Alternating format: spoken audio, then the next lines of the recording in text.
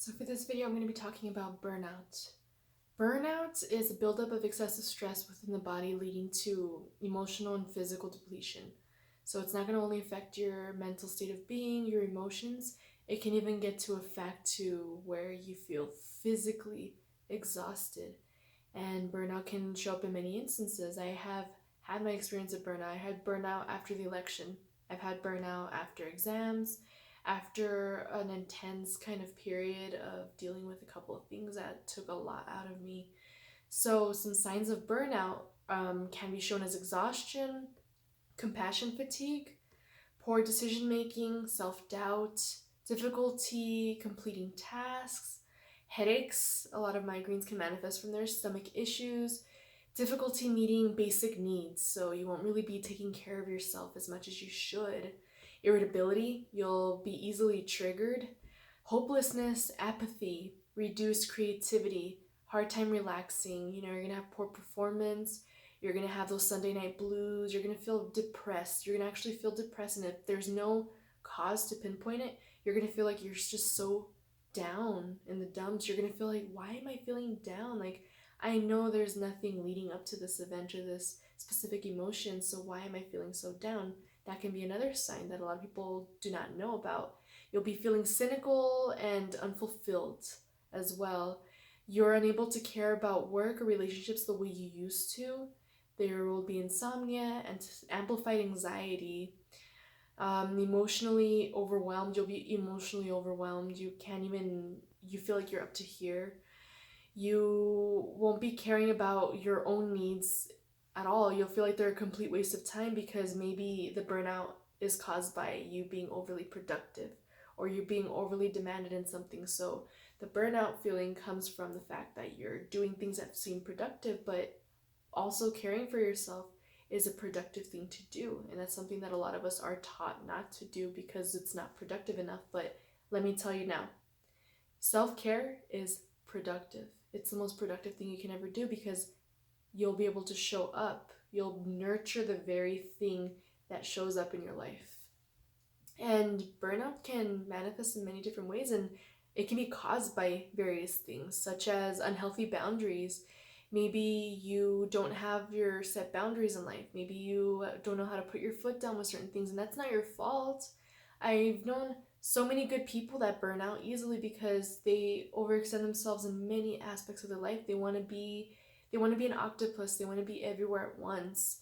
You know what I mean? It happens when people don't know how to say no or they don't know when to say no. It's not always wanting to be a yes man, not wanting to let anyone down, having a difficult reason to say no, or feeling like they need to come up with a good reason to say no and their reasons aren't good enough to say no, so they would rather not say no and they would rather say yes even if they're already overwhelmed. They're prioritizing other needs over their own. That happens. That's why you'll be burnt out, because you're prioritizing everyone else's needs and you're not nurturing yourself. Like, everyone else is taking the front seat instead. And while it's okay to do that on some occasion, you need to be caring, you need to be communicative, you need to be part of the community, you need to give back. It's a good thing, but if it's coming to a point where you're getting burnt out, then you need to step back a little bit and be not even selfish. Like, you haven't been selfish, that's why you're going through this. So maybe just being self-nourishing at that moment. You can get burnt out because you're thinking you have to do it all. You're trying to do everything at once. You're trying to be in a million places at once. You're trying to do A, B, C, X, Y, and Z all at once.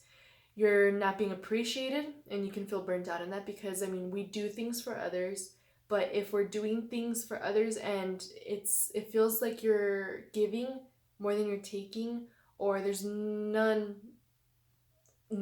of reciprocity going on there. There's nothing that makes you feel a little bit recharged or revitalized, then it can happen. Not even a thank you if you do a couple things for somebody and you do it from the heart, but there's nothing wrong with you feeling underappreciated. And feeling underappreciated leads to this burnout feeling, you know what I mean? Another cause of burnout can be setting unrealistic expectations. Maybe you want to just fly to the moon and back, and with your tasks, you want to get it all done within the day, within the week, within the month. You schedule everything, you jam pack everything, and you are harsh on yourself. And that comes from an individual being harsh on themselves. So if you're harsh on yourself, that's going to happen. You're going to set these really high expectations, and not that that's a bad thing, but sometimes we need to not push ourselves too hard either, because we're going to cause ourselves to go insane. We're going to cause ourselves to burn out. We're going to cause ourselves to feel so depleted at the end of the day that it feels like if you are in a deficit more than anything. And last but not least, burnout is caused by people pleasing. So while it's not bad to do things for other people, but if there's that boundary line there, if there are toxic people that you're dealing with and you're people pleasing them, you're trying to do everything you can to meet everyone's needs and everyone's expectations and everyone's demands, you neglect yourself. You are people pleasing, you're stuck in that loop, and you're not therefore able to show up for yourself. You're watering from an empty cup.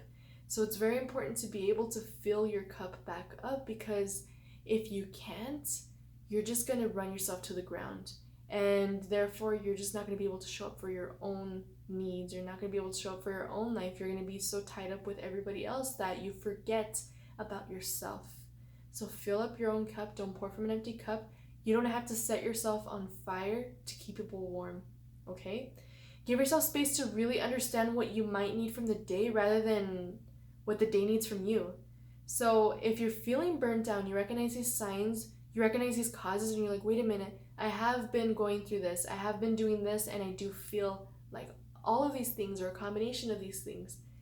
Then ask yourself, right at this moment, if you're feeling burnt out, ask yourself, okay, what do I really need right now? What do I need from this day? Do I need to care for myself? What is it that I need? Instead of asking, oh, here's a to-do list. The day is demanding this. Everything is demanding this. Let me get to it. Like, there's a way and there's a moment to pause and ask yourself what you really need to recharge and revitalize yourself. And this goes in so many scenarios. I have been through it. I have witnessed so many of my friends and loved ones go through it, and it's very important to be able to kind of recharge your battery instead of always running on whatever juices you have and leaving that reserved for everything else except you. So the stress within all that does not dissolve after that stressful event has passed. Like, it's gonna linger until you process it and until you nourish yourself. So that pent-up energy, that pent-up stress will build up and build up and build up and build up and build up, and you'll just get so burnt out. So it's very important, again, to fill up your cup. Now, a couple of things that can move you through a burnout, depending on the severity, depending on the level that you have it at, of course, is you can do movement. So let's say if you're burnt out emotionally or mentally, right? A thing you need a rest, but at the same time, maybe what you need is something that can boost up your soul a little bit. So maybe a little bit of movement, but movement that is nourishing and not demanding. So maybe some light yoga, some very mindful movement, maybe take a really nice walk outside, feel the breeze, feel the fresh air. Maybe if you have a pool, swim a little bit, something that's cathartic and something that's soothing, not something that will be just another thing that'll drain you. Do something that'll be very cathartic and very soothing to you. Do something that'll feel like if you're actually taking care of yourself. Stretch out a little bit. Maybe even dance if you're into that. Dance around, or get to an activity that requires movements that get you out of your head a little bit and get you into a happy mode, that feel like they actually give you food in your soul. You can laugh. That's another thing that helps a lot. I mean, sometimes we feel so depleted. It's important to surround yourself with something that makes you laugh. Like, share a joke with somebody, have a funny conversation, watch a comedy movie, watch a stand-up special. Watching stand-up specials, I think, has been the best medicine ever. Like, you can just play something that you haven't seen before, a comedian that you know about, or something that is your go-to, and allow yourself to laugh from your belly. It nourishes you, it energizes you, it creates these endorphins that go through your brain. So it's not just stress going through your brain. It's not this overwhelming feeling going through your brain. There's endorphins going through there. You can do that. You can get creative because your dopamine gets released, the serotonin gets activated in your brain. And of course, if you are maybe mentally burnt out from creativity because you've had creative demands, then of course divert away from that. Again, these are suggestions that you must accommodate to whatever it is that you do need. I don't want you to add more to your plate. I just want you to find that one thing that fits for what you need at that moment. You can even have positive social connections. Maybe you're burnt out from talking to a lot of toxic people. You're burnt out from seeing a lot of toxicity on social media. So have a positive social connection, whether it be with someone that you know, your loved one, someone you share your home with, a phone call, a Zoom call, or just through social media. Maybe you might need to disconnect from the toxic social media and surround yourself with good things. Surround yourself with a positive social connection. Talk to somebody who makes you feel good, someone who energizes you and won't make you feel depleted like the rest of your other encounters have. You can do breath work, so taking deep breaths, meditating can help a lot. It helps calm your brain. It helps give you a break from everything and keeping you from having to solve something or having to talk to somebody or having to accommodate yourself and adjust constantly to the demands of life. It allows yourself to be still and just breathe, just focus on your breath. That's very important. And I have previous videos where I go through some breath cycles, especially if there is anxiety going on.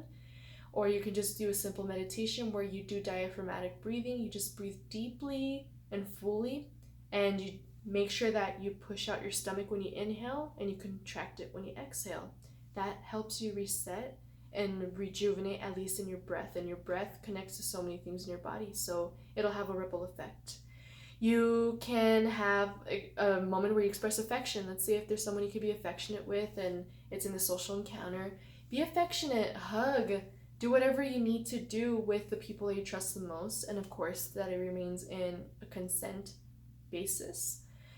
Cry it out. Maybe you need to freaking cry. Like, go to the shower and let it all out. If you're frustrated, if you're burnt out, you just feel a little cranky, like a baby, like, cry it out. I mean, as babies, our first emotion, our first primal emotion, or our form of communication is crying. It's cathartic. No one ever tells a baby to not cry. No one ever tells a baby that crying is wrong. So why are we doing that to ourselves as adults? Why are we telling ourselves to not express ourselves with crying? Maybe you need to cry. Maybe you need to let it out if you're particularly frustrated. Just let it out. Don't keep it bottled up because it's just going to cause something else. It's going to build up, and that's not good for you. Let yourself feel what you need to feel. And last but not least, rest. Maybe you just need to breathe, just rest, just watch a movie, lay down, lay on the floor if you need to, lay on your bed, lay on a chair, just sit and just rest and slow down the mind and slow down your body, and don't worry about what you have to do all the time or worry about having to do it all within this short little time frame. Take it easy on yourself. Your mental health depends on it. So if you are feeling any of this, don't let yourself get burnt out. Or if you're already burnt out, find out ways that you can nourish yourself, because you can't set yourself on fire to keep other people warm. You need to take care of you. You need to nourish you to be able to be a conducive environment for yourself and to be able to be a proactive individual in life and for others. Nourish yourself and don't feel bad about it. Don't feel guilty about it. Take care of yourself. Thank you.